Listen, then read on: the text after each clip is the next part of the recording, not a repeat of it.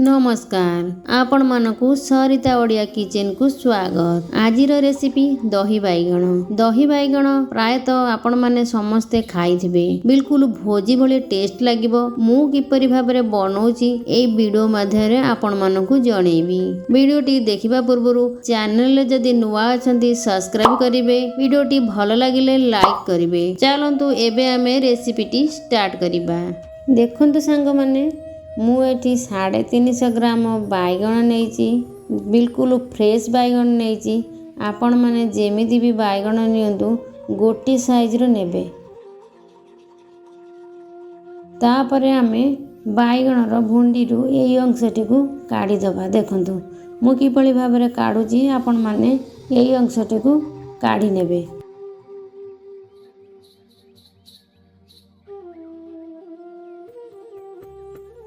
मुझे सबु बैगण भुंडी गुड़ी को काढ़ी नहीं ताकू आमे गोटे छुरी साहाय्य 4 फाल करिकी काटी नबा। भुंडी को बिल्कुल काटिबेनी। भुंडी लागी थिबो ताकू एई भली भाबे 4 खंड करी काटी नेबा।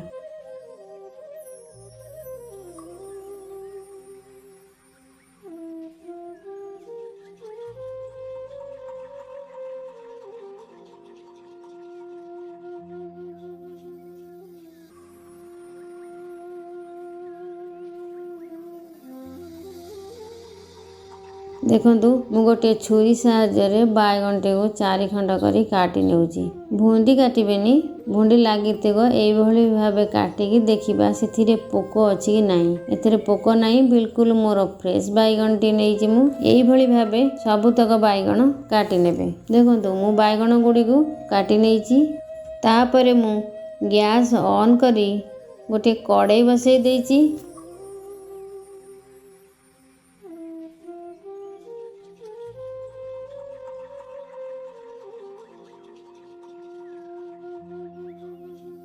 कड़ाई गरम हेबा परे सेथिरे दबा किछि रिफाइन ऑयल।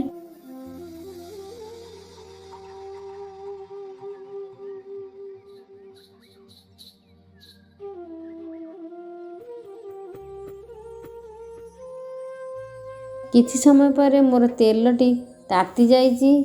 सेथिरे पूर्वरु काटिकी धोईकी रखिथिबा बैगण गुडी को पकेइबा। बैगण गुडी को मु सब जगह पकई देइछि। बैगण पकई साला परे एई भली भाबे ताको टिके गोळे नेबे। सांगे सांगे टिके गोळे नेबे नहले बैगण ऊपर अंश कइछा हे जिवो। भलो भाबरे सिजिवनी। मु एठी बैगण गुडी को गोळे नेइछि। को एबे आमे किछि समय पई भाजिबा पई छाडी देबा। बैगण गुडी को भाजी हला भितरे मु एठी गोटे बाउल रे किछि दही नेइछि। सेथिरे किछि लूण देली आउ 2 बड़ चामच चीनी मध्य देली। आकु आमे भल भाबरे मिक्स कर दबा। देखंतु एई भले भाबे मिक्स कर देबे। चीनी लूण भल भाबरे मिक्स होई जिवो। आकु आमे एई भले भाबे गोळेई किछि समय पई साइड रे रखि देबा। देखंतु बैगण गुडी को मोर भल भाबरे भाजी होई जाईछि। एई भली भाबे बैगण गुडी को भाजी नेबे। वर्तमान मु गोटे जागा को बैगण गुडी को काढी नउची। मुझे सबुतक बैगण काढ़ी नेली। एबे आमे दबा छुंक।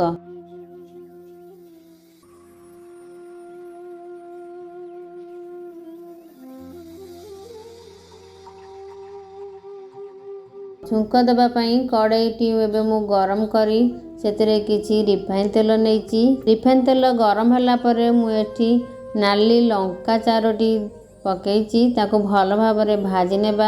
लंका भाजी होई गला परे सेथिरे दबा किछि जीरा गुडी को भल भाबरे फुटी सारला परे आमे दबा किछि सेथिरे भुसंग पत्र देई एई भली भाबे गोळेई नेबे।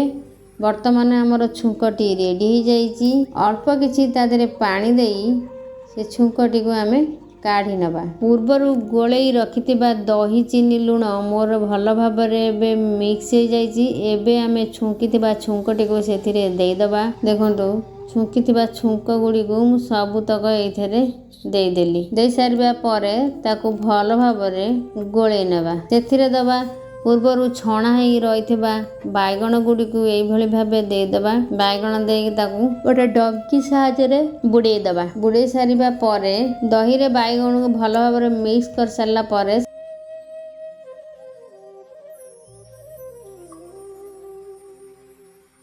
ସେଥିରେ ଆମେ କିଛି ଦେବା ବିଟ ଲୁଣ। ବିଟ ଲୁଣ ଦେଲେ ଦହି ବାଇଗଣ ଟେଷ୍ଟଟା ବହୁତ ଭଲ ଲାଗେ।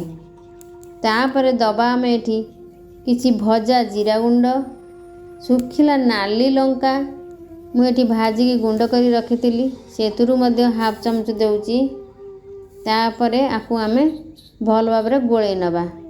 ଦେଖନ୍ତୁ ଏଇଭଳି ଭାବେ ବାଇଗଣ ଗୁଡ଼ିକୁ ଦହିରେ ବୁଡ଼େଇକି ରଖିବେ। ଏବେ ଆମର ଦହି ବାଇଗଣ ପରଫେକ୍ଟ ବନିଛି, ବହୁତ ସୁନ୍ଦର ବି ଦେଖାଯାଉଛି। ମୁଁ ବନେଇଥିବା ଦହି ବାଇଗଣଟି ଆପଣମାନଙ୍କୁ କିପରି ଲାଗିଲା କମେଣ୍ଟ ମାଧ୍ୟମରେ ଜଣେଇବେ। ରହୁଛି, ଜୟ ମାତା ରାଣୀ।